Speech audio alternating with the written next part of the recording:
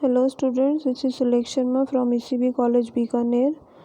So in this video we will have an example of PCA, how we could find out our principal components with the help of the steps that we have discussed in previous video. Let us take an example where we have given 4 features and a set of 5 training examples has been given. Each are having their values of features for each of the training instance. So our first step was to standardize the data set, that we have to standardize all the values in the data set for each of the respective feature by finding out the mean and standard deviation, then subtracting the mean from the value and divided by the standard deviation. So before applying the formula to find the new value of each data point in the data set respective to the features, we need to find out the value of mean and standard deviation for each of the features f1, f2, f3 and f4. So I hope you all know how we are calculating the mean. Over here mu has been designated as our mean and your standard deviation, this is your mean and this is your standard deviation. I hope you know how to calculate the mean and standard deviation. Let us look for this particular example. This f1 is having value, add all the values and divide it by 5, that will give you the value of mean. And for standard deviation, simply subtract the value from its mean, square it, add them up, divide it by the total number of training sample, that is 5, and take its under root, that will be your standard deviation.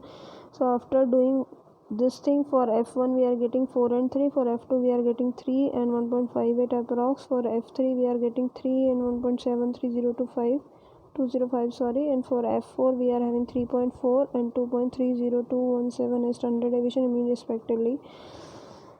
So simply after calculating the mean and standard deviation for each of the features, we need to find out new values. So what you will do, for each of the values that is present over here, for example for 1 you will find 1 minus its mean, whatever the value was, and divide it by 3.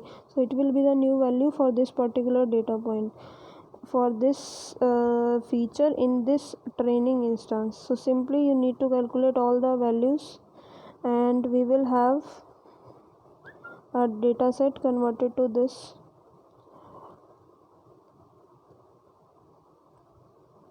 So this is our standardized data set that we have calculated from the new values by using mean and standard deviation.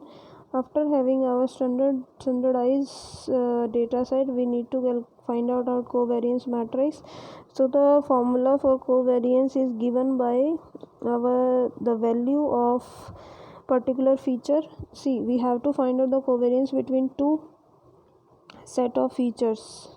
As we have discussed in previous case, suppose if we are having 4 features, for each of the pair f1, f1, f1, f2, f1, f3, f4, f1, f4, we need to find out the covariance. So covariance of f1 and f2 over here will be calculated by subtracting the value of mean of f1 from its value, multiply by subtracting the mean of f2 from its value and divided by the total number of training samples that we are having.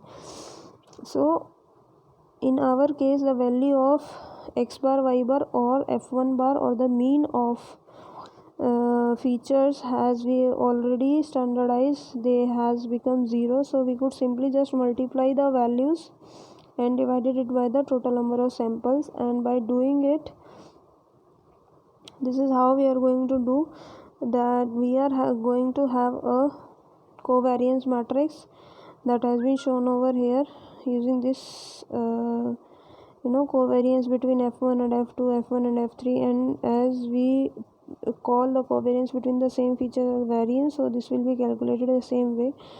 So you need to just simply subtract. As you could see, all the zeros are here is showing that we have converted our mean to 0. So simply you need to multiply the respective values of the features and divided by the total number of samples, then covariance value will be calculated between f1 and f2.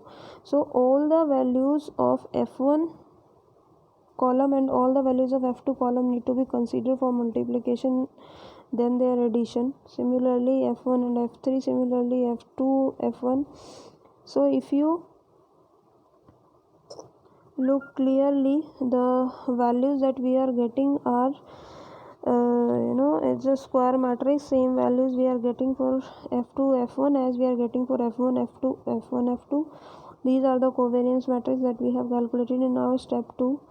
Our next step was to find out the values of eigenvalues and eigenmatrix that we need to calculate by A minus lambda I, that by putting it equal to 0, as we have discussed in previous video also. So simply we will subtract from that covariance matrix A that we have calculated in previous step, and subtracting lambda into identity matrix, that will give us the subtraction of value lambda on the diagonal.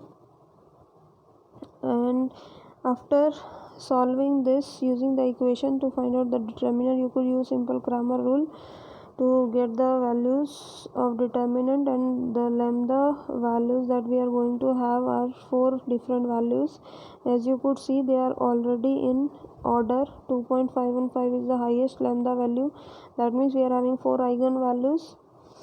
Similarly, with respect to these 4 eigenvalues, we are going to have 4 eigenvectors, and since they are already sorted, we need not to sort them in our step number 5. So for each eigenvalues we need to calculate our eigenvectors.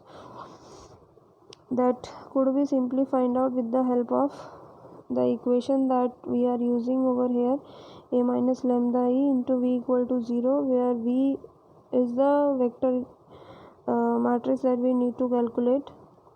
So by putting lambda over here one by one for all the 4 eigenvalues, we are going to have our value for V1, V2, V3 and V4. That means this particular values for a eigenvector. So for one lambda 1, we will get these 4 values. For lambda 2, we are getting another 4 values. So for lambda 1, this will be considered as a column vector. Again for lambda 2 we will have a column vector, and after merging all the column vectors we will have a matrix that we are considered as principal component matrix. So this is how we have calculated our eigenvectors for all the lambdas. This is E1, E2, E3 and E4, and according to the eigenvalues we have to sort them. They are already sorted because of the eigenvalues we have chosen in the decreasing order. After getting them sorted, we need to pick the top k values. In this particular case, as we have considered the example that we need to find out 2 principal components, so we have chosen the top 2 eigenvectors as it is shown over here. So these are the 2 eigenvector and 2 PCs, and this E1 is having the maximum variation, and this E2 will have someone lesser than PC1 or the E1 in our case. And final step was to transforming our new data set that we are going to have, multiply our original feature set with our eigenvectors, and we will have our the transformed data points that we are going to have. In this way we have calculated our transformed data points with the help of principal component. These are the principal components that has been shown over here, and these are new transformed data points with the reduced dimension. And for each training instance, now you are able to see only 2 values. So for each data point they will be easily drawn, which we easily visualize with 2 values only or 2 axes. This is how we transform our previous data set that was described by 4 features to a data set that has been just described with the help of 2 features. So thank you very much for understanding this video. Please try this on your own also. In next video we will consider some of the questions that are still in your mind about principal component analysis. Thank you very much for listening. Stay safe at your home. Thank you again.